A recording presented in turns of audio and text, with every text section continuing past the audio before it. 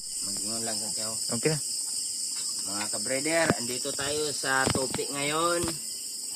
Dahil nagka-blot itong buntis na inahin na kambing. So, ginamitan natin ang paraan.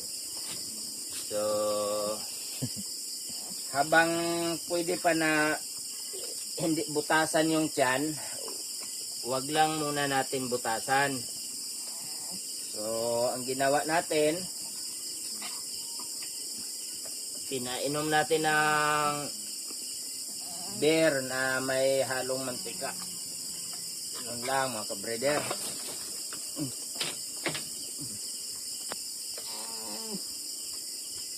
Pang maglambot yung kanyang dumi nang makalabas yung hangin. Mautot na si Meme. Ambal niya tama na Meg.